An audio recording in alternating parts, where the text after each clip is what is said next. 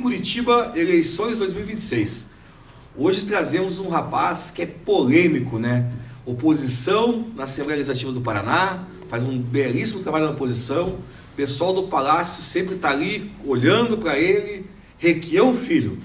Primeiramente, quero agradecer a tua presença aqui conosco, né? Aqui no 15. E fique à vontade, Requião. Obrigado, Luciano, por me receber aqui. Você disse que eu sou polêmico. Eu não sou polêmico, eu sou coerente. Eu não mudo de lado, eu não vendo oposição e eu fiscalizo o governo. É assim desde que eu entrei lá na Assembleia e vou continuar assim na política até o final. Requião, uma das pautas que eu vejo você defender bastante é essa parceira da escola. Vamos dizer assim, esse foi um problema assim, que está acontecendo nas escolas. Eu falo pela minha escola, que eu estudei, que é o Teotônio Vilela. E quando colocaram na escola, vamos dizer assim, os pais tinham oportunidade de votar contra, mas foi bem na época de um dia de chuva com trovão e não atingiu o quórum, mas também eles não abriram a eleição para ver se as pessoas queriam ou não queriam que fosse As escolas escolhidas, né? para ser dos parceiros da escola, curiosamente são as maiores escolas com maior número de aluno, porque a remuneração é por número de aluno, é por cabeça. Aí eles escolheram as maiores escolas com as melhores infra, ou seja, teria que investir menos em reforma, em remodelação das escolas.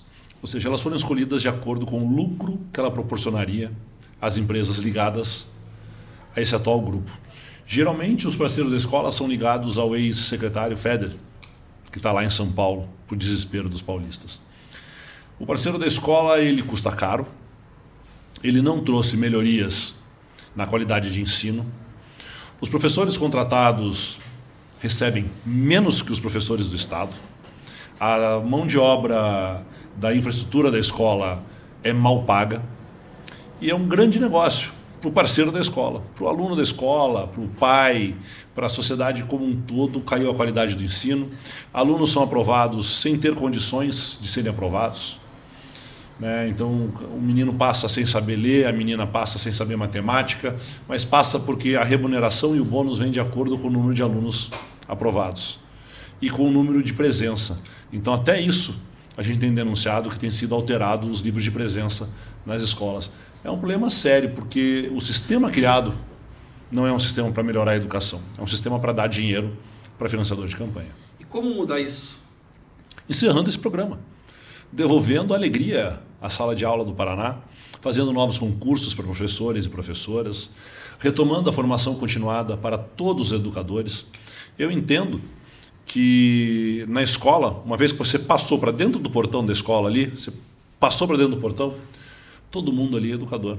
A tia da merenda, no meu tempo a gente chamava de bedel, um inspetor, todos os professores, o pessoal do administrativo, o pessoal da pedagogia, no mundo ideal o pessoal da psicologia, todos eles são educadores.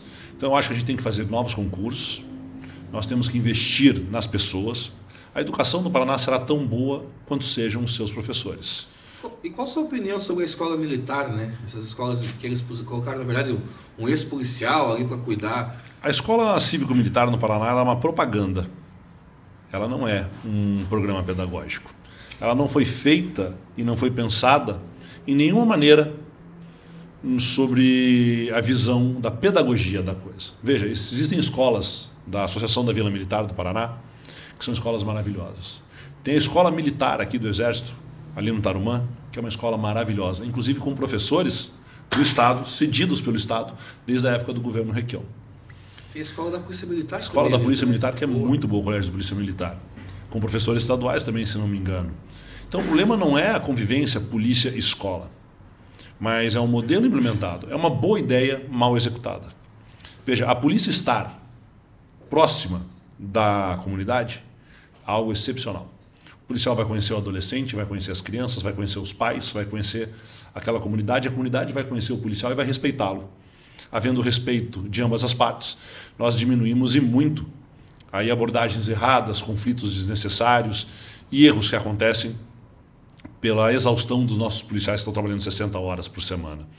Mas o policial cuidando da pedagogia não dá certo. Ele foi treinado para reprimir revoltas, ele foi treinado para combater o crime, ele foi treinado para enfrentar bandido. Ele não foi treinado para ensinar matemática, tabuada, português, ciência e química. Então, o problema é que você não pode julgar um peixe pela sua capacidade de subir numa árvore. Tem bons policiais que são bons professores? Tem. Tem inclusive formados em letras e pedagogia. E tem bons professores que dariam bons policiais? Tem. Mas é a exceção da regra. Então, o problema da escola cívico-militar é que ela não foi pensada com um modelo pedagógico. Ela foi pensada com propaganda. Escolheram policiais aposentados para colocar dentro da escola, reprimindo alunos. Luciano, eu tenho 2 meninos de 11 anos, sou pai de gêmeos. E eu estou tentando criá-los a contento. Não sou um pai perfeito, mas sou um pai esforçado. Leio livros, procuro ajuda na internet. E eu descobri que por mais que me satisfaça naquele momento ali, aquela bronca, aquele enfrentamento, não resolve o problema. Eu levanto a voz, eu grito, eu fico nervoso e eu não corrigi nada. Então, imagina numa escola com 60, 70, 200 adolescentes, não vai dar bom e não tem dado bom. Tem dado problemas de violência, de assédio sexual, assédio moral. Teve um policial aí, mais de um, que puxou uma arma para professoras ou para pedagogas. Então, o problema é, quem são os policiais que estão na escola? São policiais escolhidos politicamente por deputados, por prefeitos e por vereadores, não policiais preparados e treinados para estar na escola. Porque, inclusive, nós temos o ProERD, temos a Patrulha Escolar, temos vários programas que aproximaram os policiais da escola. Mas do jeito que é hoje, policial para dar grito e botar a criançada andando, marchando em fila, não resolve o problema da educação. Aproveitando essa parte que a gente falou sobre segurança, né? Eu acho que um dos grandes problemas, não só do Paraná, acho que do Brasil um todo, é a segurança pública. Qual que é o teu projeto para a segurança pública, assim? Primeiro, devolver ao policial a dignidade. Você não pode exigir que um policial trabalhe 60 horas por semana e esteja com o seu salário defasado sem a correção da inflação, né, conforme fez o governo anterior e o governo Ratinho, que não pagou essa correção. Com quase 60% do poder de compra do salário do policial, foi para o saco. E daí querem que o policial trabalhe 60 horas, ou que faça escalas extras, que ele vai ou não receber, porque não pagam. Depois fazem uma correção na carreira do policial, onde o coronel ganhou uma fortuna a mais e o soldado ganhou uma merreca. E quem está lá, na viatura, correndo atrás de bandido, defendendo a minha, a você, os nossos filhos, é o cabo, é o soldado, é o sargento, é o subtenente, eles que estão na rua. E eles foram esquecidos e humilhados pelo atual governo. Então a gente tem que, primeiro, devolver a eles o respeito. Buscar uma carga horária mais justa. Também fazer concursos. Estamos com menos policiais, mas muito menos policiais hoje do que tínhamos no começo do governo Ratinho. Os policiais saíram e não foram substituídos com novos concursos. 2, investir em inteligência. Nós temos acesso à modernidade, nós temos acesso à inteligência e não usamos. E 3, é mais ou menos como o problema do professor. A segurança será tão boa quanto o policial que está na rua. Se o policial está feliz, está bem pago, está bem treinado, a segurança está boa. Se o policial está cansado, estressado, mal pago, não tem como, a segurança está boa. E não adianta obrigar o policial a ficar na rua mais tempo na viatura, mais tempo aparecendo, mais tempo parado numa esquina para as pessoas verem que existe polícia, se esse policial não tiver condições de trabalho. Tanto que a gente está perdendo mais policiais hoje por suicídio do que no confronto. É triste. Então, investir em segurança, mais uma vez, é investir em pessoas, na força de segurança, no policial militar, no policial civil, no guarda penitenciário, investir nas pessoas que estão lá. Elas têm que ser valorizadas. Depois, investir em inteligência e treinamento. E depois, no equipamento. Porque hoje nós priorizamos comprar caminhonetes importadas caríssimas, lindas, maravilhosas, fica muito lindo no Instagram. Mas você sabia que se um policial bater um espelho daquele ali, ele é que tem que pagar do bolso dele? Então o cara está lá lascado, ferrado, sem ajuda, sem apoio, problema psicológico, e ainda preocupado de cuidar do carro, porque custa uma fortuna, custa mais do que o salário dele, o espelho da caminhonete. Então tem que rever no que a gente investe quando a gente fala em segurança, saúde e educação. Requião, a gente, um tempo atrás aí, o governador Ratinho Júnior inaugurou Ponte de Guaratuba. Pela oitava vez, se não me engano, né? Mas Ele inaugurou o projeto, ele inaugurou a pedra, ele inaugurou a areia, ele inaugurou a segunda pedra, ele inaugurou o beijo, ele inaugurou... Rapaz, como inaugurou? Também não tem outra obra para inaugurar, né? Só sobrou a ponte. Mas ela é uma obra assim que acho que todos nós paranaenses gostaríamos que acontecesse, né? Não é uma obra ruim, não é feia a ponte. Não é o projeto que eu escolheria, pelo traçado e outros, vendo os outros projetos, mas é uma ponte bonita. E o litoral paranense também, acho que investiu bastante essa engorda da praia. Muita gente é contra, mas engordou, mas está voltando uma parte.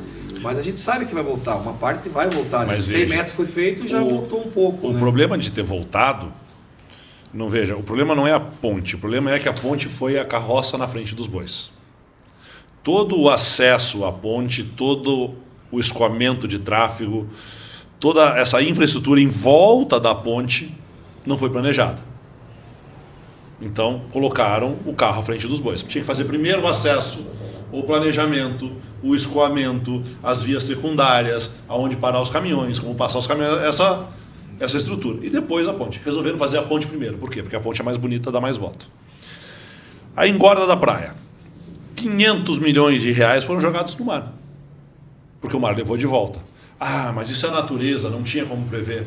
Aí que tá, Luciano. O pessoal das universidades federais viraram e falaram assim, o projeto do jeito que está, o mar vai levar. Do jeito que está, não dará certo. Esse projeto precisa ser refeito para que essa engorda seja permanente. Eles estavam tão preocupados em entregar antes da eleição que eles não refizeram o projeto. Então o problema não é a engorda da praia, é a falta de cuidado com uma das coisas mais sagradas para um administrador, o dinheiro público.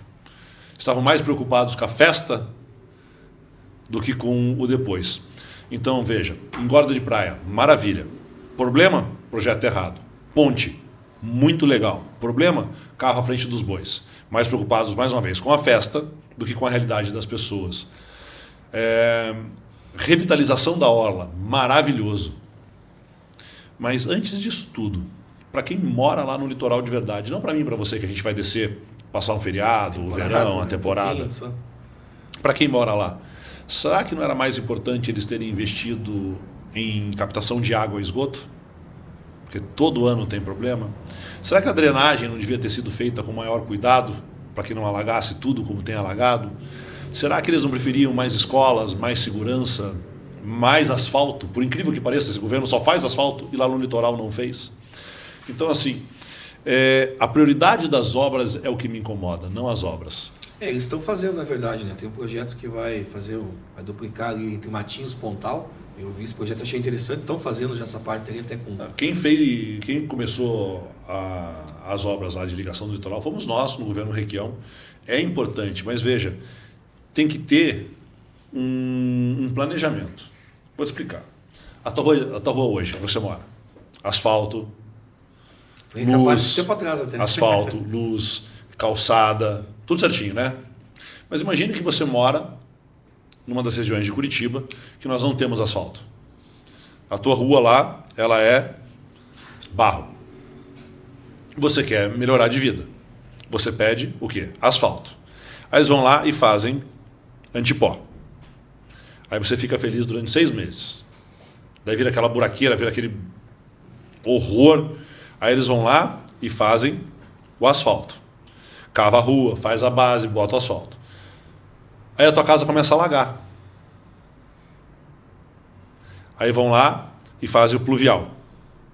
Para drenar.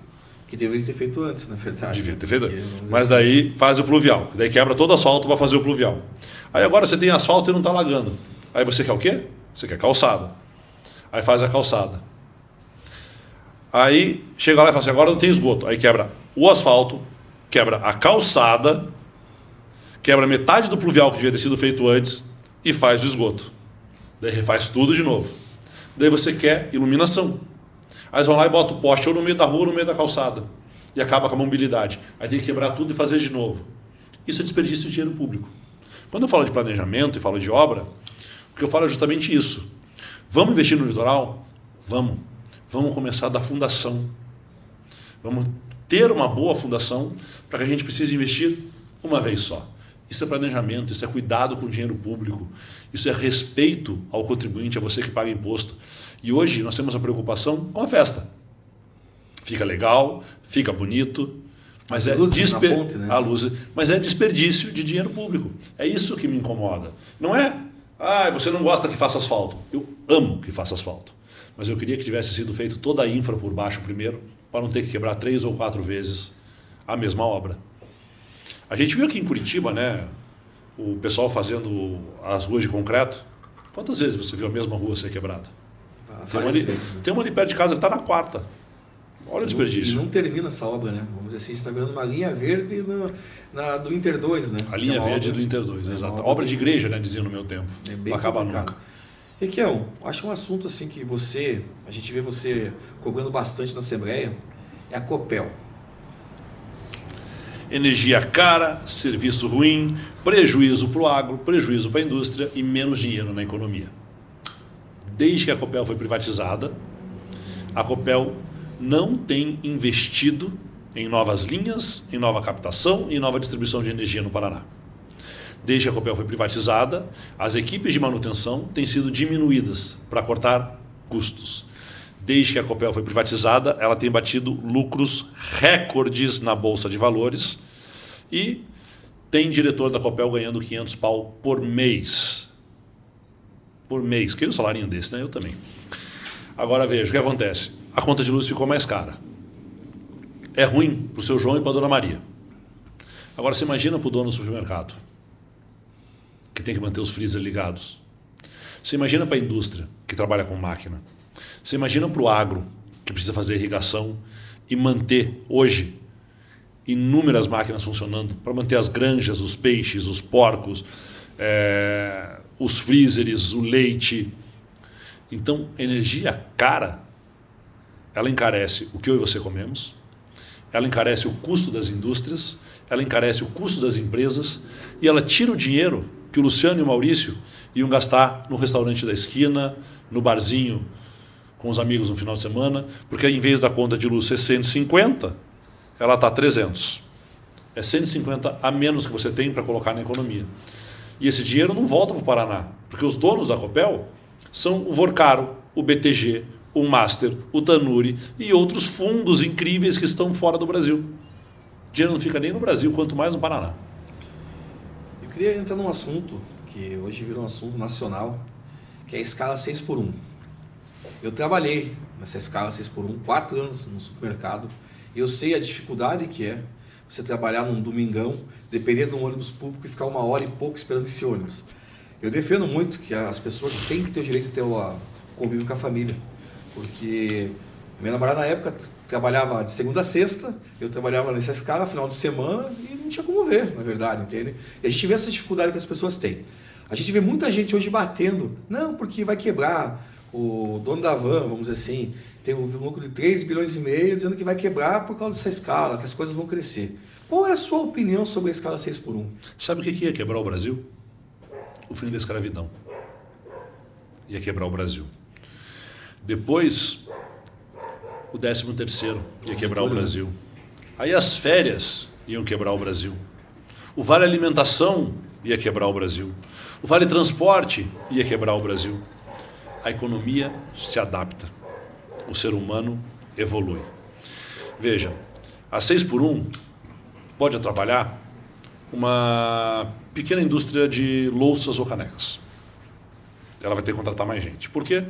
Porque o forno dela faz 3.000 canecas com 24 dias, 26 dias de serviço.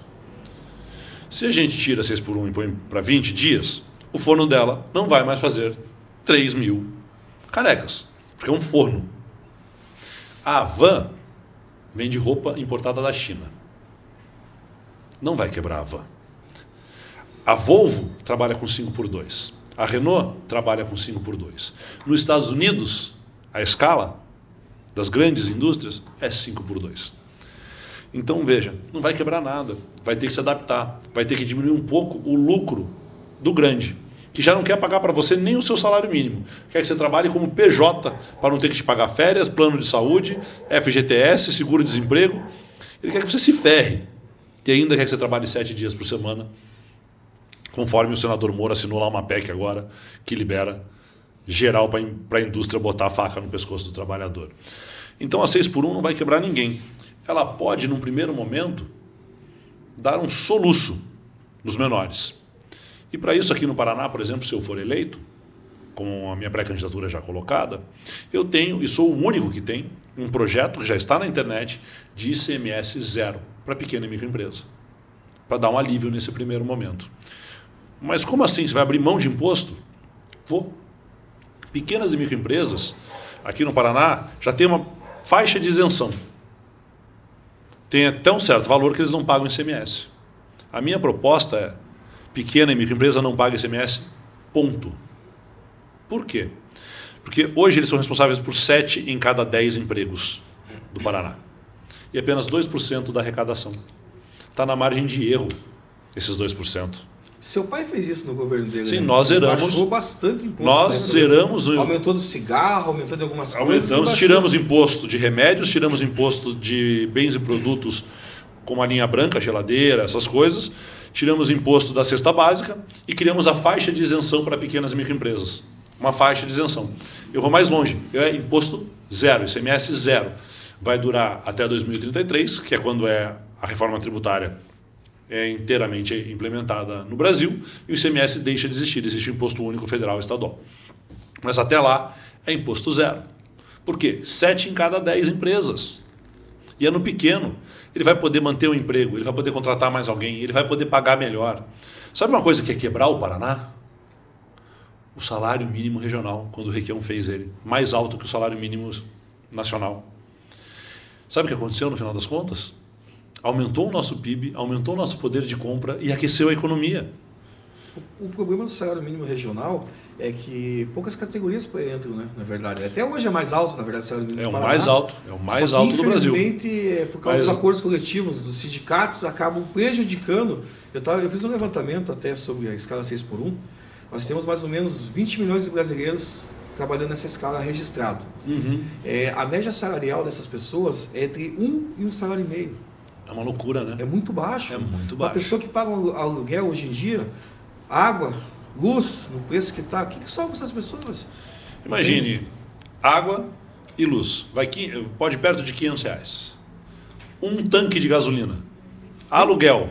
Nem carro tem, na verdade. Sim, mas se o cara tivesse que pagar um tanque de gasolina, sim, olha o preço. Se não tem carro, vai pagar o final de semana. Se tiver que pagar o plano de saúde, olha o absurdo que é. Então, é subsistência, né? É uma sobrevivência. Então, veja, o que nós temos é que trazer a escala 5x2, dar condições dos menores sobreviverem.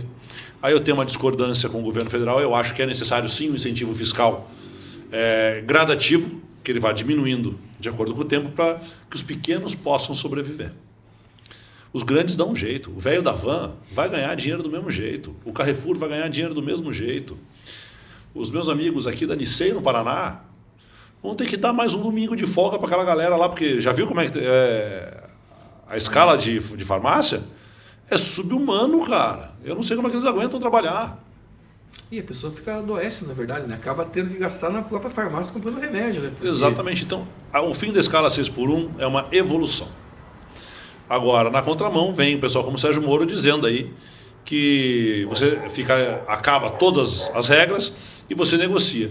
Então, imagine o Luciano Carvalho indo negociar com o velho da van. Olha, eu não quero receber o que você está pagando, eu quero receber mais. Eu não quero trabalhar no domingo. Eu não quero trabalhar no domingo, eu quero trabalhar segunda, quarta e sexta só. E eu só trabalho depois das 9 da manhã. Não vai acontecer. O cara vai falar para você, o que tem é isso, o que eu pago é isso, é pegar ou largar. Mas acho que a gente tem que tomar muito cuidado, né? Porque tem muita gente aí concordando com essas coisas. Vai pagar por hora. Nos Estados Unidos, no Japão, se paga por hora. Mas se paga bem, né? A diferença é essa, as pessoas recebem... O salário mínimo é mais alto, o poder de compra do salário é mais alto.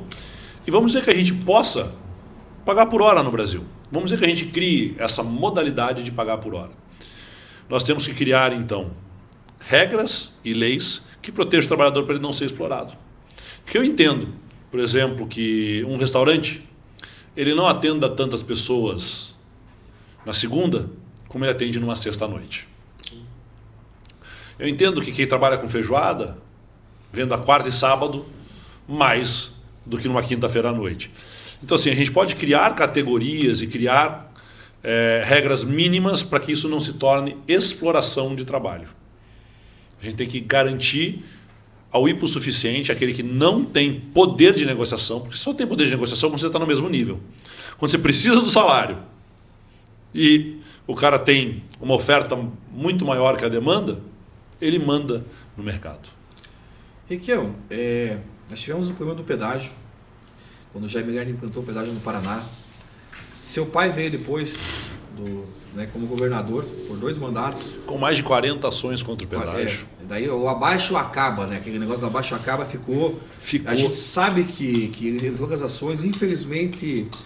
E sabe o que é mais engraçado? Não cresceu. Sabe quem mais protegia o pedágio? Quem garantiu que o pedágio continuasse existindo por 35 anos? O Ministério Público e o Judiciário.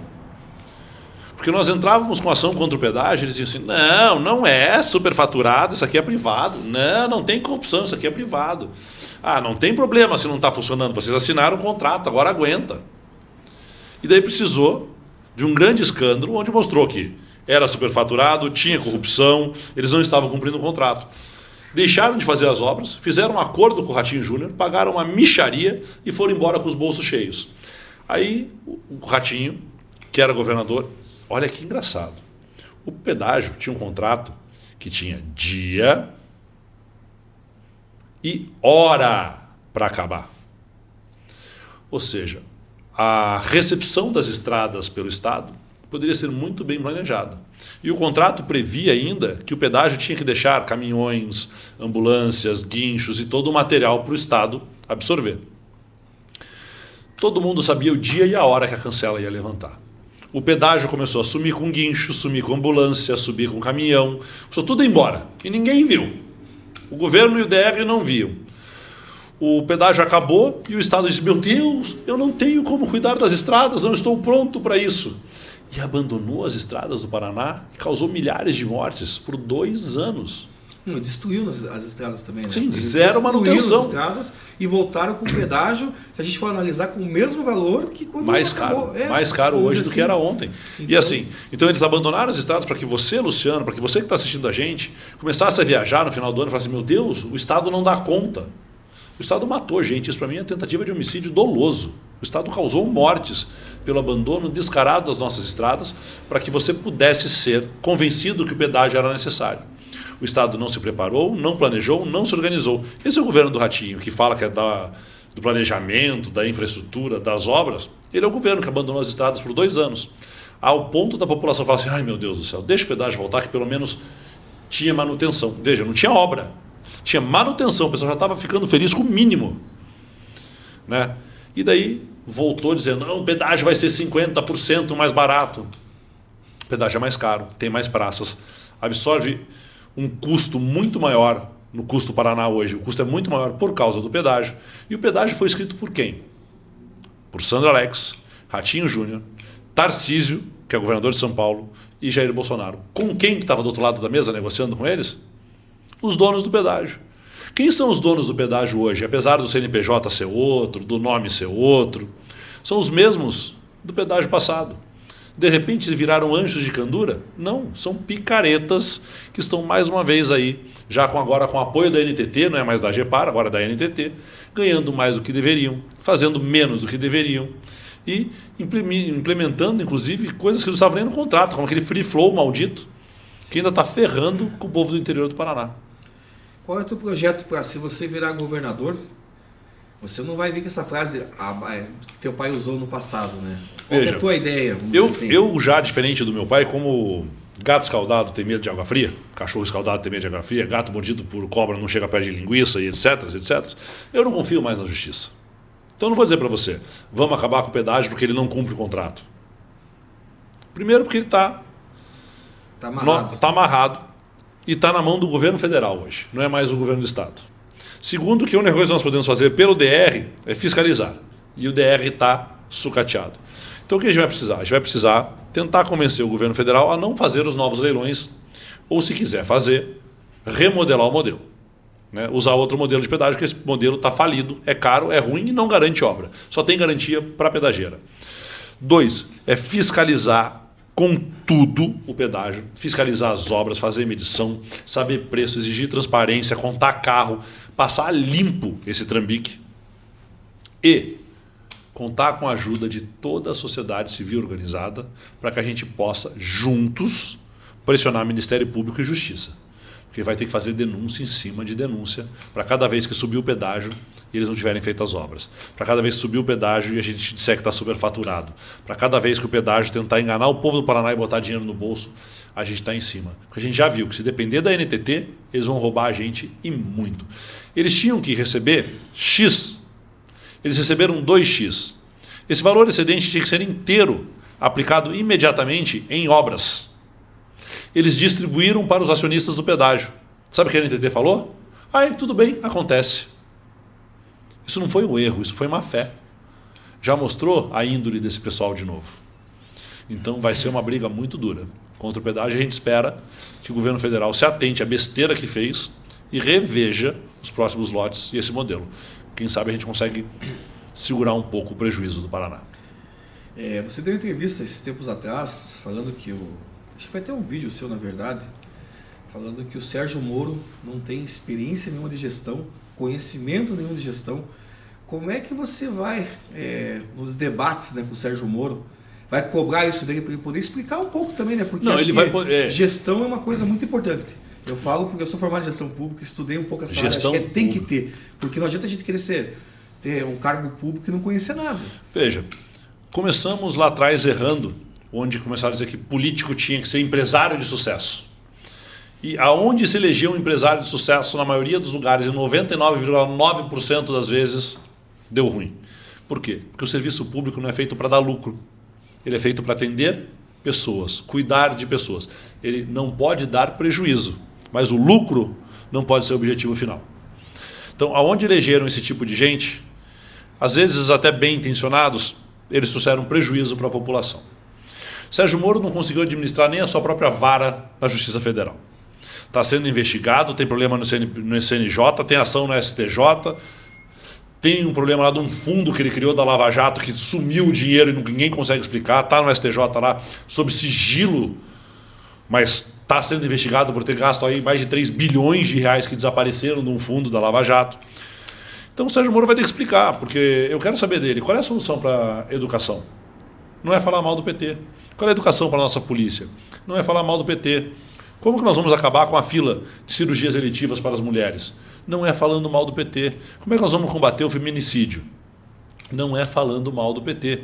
Então ele vai ter muito a se explicar e muito para dizer para nós aqui de Curitiba e do Paraná por quê. Por que, Sérgio Moro, você quis ir para São Paulo em vez de ficar aqui? Só voltou porque a Justiça Eleitoral não deixou você ir para lá. Aqui no Paraná, somos um povo orgulhoso que amamos o nosso Estado. Aqui no Paraná, quem colocou o nosso Estado como segunda opção, não fica em primeiro. A gente vê os pré-candidatos ao governo aí hoje. Você já se lançou, né? Vamos dizer assim, já está... Eu estou pré-candidato, tem lá o Sandro Alex do Ratinho, com a continuidade da venda da Copel, a continuidade da desconstrução da educação e da Sanepar. Tem o Rafael Greca, que está vindo pelo MDB, por enquanto, tem se colocado, vai fazer o lançamento dele agora esses dias. São pessoas que, com visões diferentes da minha, com soluções diferentes da minha, tendem a colocar o Paraná em primeiro lugar. O Rafael Greca e eu, um amor por esse Estado, por essa gente, visões diferentes de gestão pública. O Sandro Alex, visão diferente de para quem funciona o Estado. Eu acho que o Estado tem que funcionar para o paranaense, o atual grupo acha que o Estado tem que funcionar para grupos grandes econômicos que bancam campanha. É uma divergência de para quem existe o Estado. Eu acho que é para as pessoas, eles acham que é para grupos econômicos. E daí tem o Sérgio Moro, que quer ser governador por ser governador. É o poder pelo poder, é a pura vaidade, é o narcisismo, é um ególatra. Estava lá com o Bolsonaro, tentou ser ministro, não conseguiu, brigou com todo mundo, xingou todo mundo, agora aceita todo mundo. Então o Sérgio não tem um projeto de Paraná. Projeto de poder, na verdade. É um projeto de poder. Não tem nada a ver, ele não tem nada a ver com o nosso povo, ele não gosta de gente, ele não gosta de pessoas. Olha os eventos do Sérgio. O Sérgio Moro não consegue dar um abraço carinhoso numa criança, num eleitor, não tem afeto por pessoas. Ele deveria procurar, inclusive eu conheço alguns bons psicólogos que podem tratar desse trauma que ele tem. nós estamos numa eleição nacional bem dividida, né? A gente vê os números hoje entre Lula e a família Bolsonaro. Você vai ser o palanque aqui no estado do PT. Vou dividir o palanque com o Lula, vou. Justamente porque é Lula e Bolsonaro. Como você está vendo o governo do Lula hoje? Com erros, tenho críticas pesadíssimas a decisões tomadas lá e de como se dobraram e aceitaram exageros do Congresso. Mas, em comparação, Lula e Bolsonaro, Lula é muito melhor. Lula tem a sensibilidade social, tem esse cuidado com o povo, tem esse carinho. O Lula, por mais que eles se digam patriotas, eles querem entregar o Brasil para os Estados Unidos. O Lula tem esse nacionalismo e esse orgulho de ser brasileiro. E o Lula é, para mim, uma garantia que daqui a 4 anos, depois da eleição, tem eleição de novo. E eu sou, antes de mais nada, brasileiro e democrata. A família Bolsonaro tentou um golpe. A família Bolsonaro desrespeitou as urnas, desrespeitou o Brasil. A família Bolsonaro foi contra a vacina numa pandemia. A família Bolsonaro está umbilicalmente ligada ao Vorcaro e a esses escândalos pelo Brasil afora de bilhões e bilhões de reais, ligados à milícia lá no Rio de Janeiro. Eles são o que tem de pior. O cidadão que resolve votar num Bolsonaro, levado pela crença de que está defendendo pátria, família e propriedade, ele foi, infelizmente, enganado, né? Então, assim, eu entendo que para muita gente o Lula pode não ser a opção número 1, mas em comparação a Flávio Bolsonaro, ele é a única opção. Porque numa eleição polarizada desse jeito, onde temos um presidente que traz uma certa segurança para o mercado, traz uma certa estabilidade política, né? Traz um diálogo com todos os partidos e com todas as crenças e com todas as regiões brasileiras, e do outro lado, uma bomba relógio que pode estourar a qualquer momento, que é um maluco, sem projeto, gritando e trabalhando contra o Brasil. Cada vez que o Bolsonaro vai para os Estados Unidos, volta com um imposto novo em cima da indústria e da empresa brasileira. Cada vez que ele vai para lá, ele dá um jeito de falar uma bobagem, dizendo que vai abrir mão da Amazônia, que vai abrir mão de terra rara, que vai abrir mão da nossa segurança. Ele é um desastre esperando acontecer.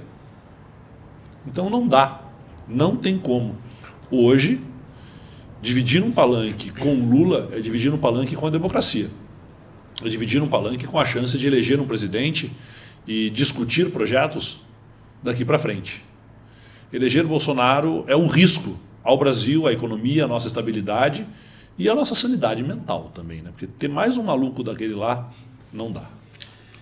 8 de janeiro, a gente teve aquela situação em Brasília, né? Foi a quebradeira. Aquelas pessoas depois foram punidas com umas punições. Eu acredito que muita gente ali, até a punição foi um pouco severa demais, não precisava ser muito severa, muito exagerado. Os organizadores estão soltos e o pessoal que foi utilizado de massa de manobra está preso. Qual é o problema? Existe na psicologia, no estudo disso tudo, existe um negócio chamado efeito manada, onde de repente, no meio de uma manifestação, se rompe alguma coisa e as pessoas viram uma manada, uma turba, e aquilo ali meio que toma conta, aquela euforia, e pessoas que jamais fariam aquilo acabam quebrando vidros, estátuas e afins, naquele momento de euforia e de adrenalina. E o problema é que nós, com aquilo, ofendemos, né, os deuses do Olimpo. Né? O judiciário brasileiro, o intocável judiciário brasileiro e o Ministério Público, os homens de toga, que são nada mais, nada menos que homens, com defeitos, com qualidades, com acertos e com erros. Não merecem se colocar no Olimpo, deveriam estar trabalhando pela igualdade e pela justiça. Mas aí o que acontece é isso, que para dar o exemplo de que no Brasil não pode ter golpe, tinha que punir alguém. Puniram os mais fracos.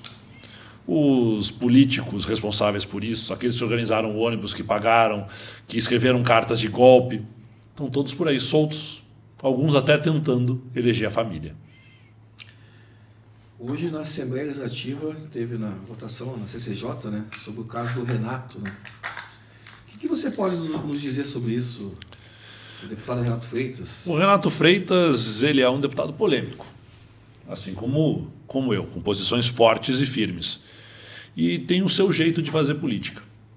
Só que o Renato Freitas, com esse jeito dele, ele acaba virando um palanque para a extrema-direita, que de maneira histérica ocupa as redes sociais e assusta os meus amigos deputados que se preocupam mais com like no Instagram do que com trabalhar pelo estado do Paraná. Então o Renato está sendo caçado numa grande ação midiática. Não que seja bonito brigar na rua, mas não sei se seria esse o motivo de cassação. Veja, eu tenho um colega lá que durante a pandemia desviou respirador para fazer politicagem, para atender seus núcleos eleitorais. Durante uma pandemia, ele tirou a vida de pessoas. Que desviar um respirador no meio da crise do Covid era matar pessoas. Fez politicagem com isso. Ele foi cassado? Não. Ele fez um acordo de não persecução penal com o Ministério Público e o assunto foi enterrado. Nós temos no governo do estado do Paraná um ex-prefeito acusado de um desvio de 12 milhões de reais.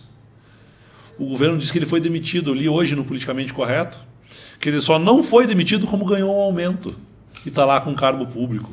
Nós temos outros deputados ali com ficha corrida e diversos acordos de não persecução civil e penal com o Ministério Público que continuam no cargo. E o cassado será o Renato? Porque ele não agrada esteticamente? Porque o seu discurso, a sua fala não conversa com a elite da cidade? O Renato, ele é um representante de uma classe oprimida, de uma classe que não tem voz. Ele tem uma história peculiar. Ele é um guerreiro de sair da onde saiu e chegar aonde chegou. Porque não é só deputado. O Renato é mestre em direito. Então o Renato há de ser respeitado. Mas o problema é que falar mal do Renato dá voto. E defender o Renato causa crítica na internet. Então só quem tem coragem. Você está no seu terceiro mandato como deputado, né? Dos 3 mandatos aí, essa é a pior legislatura que tem lá no nível. Essa é a pior legislatura. Os TikTok que tem bastante, que gostam, estão mais preocupados em fazer vídeos do que fazer um projeto. Exatamente. Essa é a pior legislatura da Assembleia, essa é a pior legislatura da Câmara Municipal de Curitiba, essa é a pior legislatura do Congresso. Porque tende a piorar, na verdade. Tende a piorar, porque a população está tão descrente da política. E olha que engraçado esse efeito. Quanto mais descrente a população está da política, pior ela vem escolhendo o pessoal no parlamento. Porque ela busca esses justiceiros, esses paladinos da justiça. E geralmente quem fala muito disso, muito pouco é. Então, tá aí na Câmara de Curitiba aqui, nós temos alguns, né, desses paladinos da justiça que se elegeram em cima do TikTok, desse discurso de anticorrupção, né, e demagogo, que estavam lá fazendo rachadinha, desviando verba, malversando dinheiro público, desviando função de funcionário. Então, a população precisa entender esse discurso demagogo, essa hipocrisia, ela não merece ter eco. Como mudar isso, Requião? Como a gente vai conseguir convencer as pessoas que elas estão votando em pessoas que não têm a capacidade de representar elas lá? Porque a pessoa, quando ela ganha um mandato, ela tem que entender que ela não está apenas representando quem votou nela, ela está representando todo o povo. Todo mundo. Entendeu? E independente se a pessoa gosta ou não de você, você representa essas pessoas. Eu represento 399 municípios e toda uma população, não apenas quem votou em mim. O Ratinho é governador, ou era para ser governador, de todos os paranenses, não só de quem financiou a sua campanha. Né? Um vereador, ele não é só vereador de quem está curtindo no seu TikTok, sim, ou no seu Instagram. Ele é vereador de uma cidade. Então, assim, aproximar as pessoas da política. Falar política de forma clara e simples. E a população entender que a política muda a vida delas, sim. Se bem feita, para melhor. É mais saúde, é mais educação, é mais segurança, é mais emprego, é mais salário, é mais desenvolvimento, é mais dignidade. Política mal feita é escândalo, é corrupção, é negociação de vaga para conseguir uma cirurgia de emergência, é venda de voto, é venda de favores, é a privatização do sistema público. Então, assim, acompanha, tenta entender mais um pouquinho. Foge um pouco, nesse momento, eu sei que parece não normal sair isso da minha boca, mas esquece um pouco o discurso extremista de esquerda e direita. E só veja se o cara faz o que ele fala. Porque a maioria fala uma coisa e faz outra. E se você pegar numa utopia, num mundo perfeito de imaginação, o discurso da esquerda é maravilhoso e o discurso da direita também é maravilhoso. Só que eles têm que ser aplicados no mundo real. E no mundo real tem o Luciano, tem o Maurício, tem a Aline, tem o João, tem a Maria, tem o Pedro. Tem o patrão, tem o trabalhador, tem o vagabundo, tem o policial. O mundo real ele não é perfeito. Então ele tem que se adequar à realidade. A teoria na prática é outra. Mas cobrem dos seus políticos, no mínimo, a coerência de falar e fazer a mesma coisa. Deixa a pergunta que todo mundo quer saber, né? E seu pai, Requião? É pré-candidato? Vai disputar a eleição? Como é que tá o homem? Pré-candidatíssimo a deputado federal pelo PDT. Vem mesmo. Homem. Rapaz, 85 anos de idade, lúcido, forte, não consegue parar. Ele tem um sentimento de dever, ele tem uma obrigação de prestar serviço que ele não consegue ficar parado. Se você for na casa do Requião hoje, ele vai estar assistindo o jornal. Se você for perguntar para ele da Petrobras, ele sabe. Se você perguntar para ele do Congresso, ele sabe. Se você perguntar para ele, ele está sempre acompanhando a política, o cenário, a conjuntura. Ele vive e respira isso 24 horas por dia, assim, dedicado 100% a isso. E você vai usar aquela música, Me Chama Que Eu Vou ou não? Rapaz, na verdade eu estou chamando vocês para vir comigo. Mas aquela música do seu pai é uma música que a gente. Até nós estávamos cantando hoje aqui, aquela música aqui, o Borghetti, né? Que é uma música que ficou na memória das pessoas. Assim, você está com quantos anos? Eu estou com 47. Você tem a minha idade. A Me Chama Que Eu Vou é um dos jingles maior sucesso da história da política brasileira, como tinha o do Martinez também. Sim. Mas eu tenho um carinho especial pelo jingle de 90, que era Governar com Coragem, que foi cantado pela Rogéria, se eu não me engano. Não, uma Rogéria aqui. Uhum. E é um jingle que, para mim, emocionalmente, mexe muito mais comigo que o Me Chama Que Eu Vou. Que foi a primeira campanha do Requião ao governo do Estado, com esse Governar com Coragem. E foi uma campanha, assim, da época que a gente podia fazer política, discutir política, debater ideia. Quando era 35 dias, como é hoje, a gente tinha tempo para chegar nas pessoas, para discutir, para fazer debate. Os debates, todos os candidatos iam, tinha discussão, tinha proposta. Hoje em dia é um teatro. Responda em 10 segundos como é que você vai resolver a saúde do Paraná. Tréplica, 5 segundos. Réplica, cala a boca, já acabou o tempo. Isso não é mais debate, isso é teatro. É amarrado, né? Até ontem ontem nós entrevistamos o Álvaro Dias, né? E nós estávamos até falando sobre o Senado, né? Quando nós tínhamos no Sino, tinha um Requião, era um debate de propostas, entendeu? Até o pessoal do outro lado também, eram pessoas qualificadas. E hoje nós temos Era um Senado de Colares, de ACM, de Requião, de Álvaro. A própria Gleisi é uma pessoa muito combativa, com um bom discurso, pré-candidata hoje pelo PT. Nós tínhamos o Pedro Simon, nós tínhamos o Monsanta, nós tínhamos pessoas que estavam lá, que já tinham passado por outros cargos públicos, que já eram qualificadas, que tinham um preparo, e tinha um debate no Senado sobre o Brasil. E daí nós começamos a eleger os tiktokers, os paladinos, os caras que compravam eleições com fake news. E o Senado apagou-se. O Senado, que era para ser o freio da Câmara, se tornou só um puxadinho. E a tendência é piorar, né? Porque a gente está vendo a nível Brasil aí os candidatos que estão se colocando, pré-candidatos hoje. É só a gente ver aquele pessoal lá ganhando mesada, né? Lá no parlamento, o presidente ganhando mesada, o outro senador ganhando mesada, o outro ganhando... Meu Deus do céu. Sabe que eu fico brabo, Luciano? Fico imaginando como é que o cara se dá o trabalho de se eleger senador por um estado lá do Nordeste, lá do Norte, por São Paulo, por Santa Catarina, para ir para lá, um mandato de 8 anos, com uma responsabilidade enorme, e se vende por uma viagem em Miami, por um programa ilícito, por uma carona no avião. Esse povo não tem noção do valor do Brasil. E o Vorcaro conseguiu pegar bastante gente ali, na verdade, né? Pelo jeito, o Brasil está bem envolvida com ele, né? Se ele o Vorcaro pegou os 3 poderes, né? Pegou. Ele conseguiu. Tem gente do Ministério Público, tem gente do Judiciário, tem gente do Congresso, tem gente de governo, tem governador, tem vice-governador, tem deputado estadual. Mexendo bem mexidinho, a gente acha até uns vereadores metidos lá. Equiel, eu queria agradecer você pela tua presença aqui conosco, aqui no 15 Curitiba. Nós estamos começando esse projeto aqui de vamos entrevistar todos os pré-candidatos ao governo e ao Senado. E depois, né, quando começar a campanha de vocês, queremos vocês de novo aqui. Eu quero voltar aqui como candidato e eu quero voltar aqui como governador eleito. Com certeza. Se você então, chegar lá, pode ter certeza que vamos convidar. A ideia nossa é estar disponível para isso. Porque, como eu te falei, não tem mais debate. Não tem mais tempo de eleição, não tem mais tempo para trocar ideia, para apresentar programa.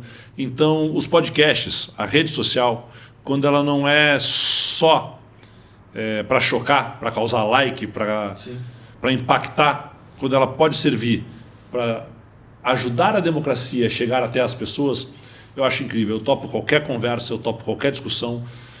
Eu mandei alguma pergunta anterior para você? Não, nenhuma. Eu combinei pauta? Nenhuma. É assim que tem que ser feito. Não me perguntou também nada, falou, vamos lá, vamos fazer.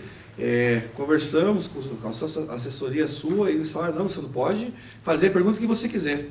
Não existe pergunta ruim, mas tem que aguentar a resposta. Com certeza. Então, assim, eu acho que isso faz parte da democracia e é aí que a rede social tem ficado importante. Não mais para eleger os personagens, mas para trazer à tona a verdade. Eu espero que a população do Paraná e os teus seguidores aqui do 15 consigam pesar propostas e escolher os seus representantes baseado na verdade e não no que eles leram numa conversa de WhatsApp. Obrigado pela presença, Requião, e fica o convite para quando você começar a sua campanha, você voltar aqui no 15 e trazer as propostas, mais propostas do teu projeto, daí, que você vai estar com o teu projeto feito e vai poder apresentar para nós. Muito obrigado. Obrigado, Luciano. Obrigado, Borghetti. Obrigado a você do 15. Gostou da conversa? @Requião Filho, todas as redes sociais.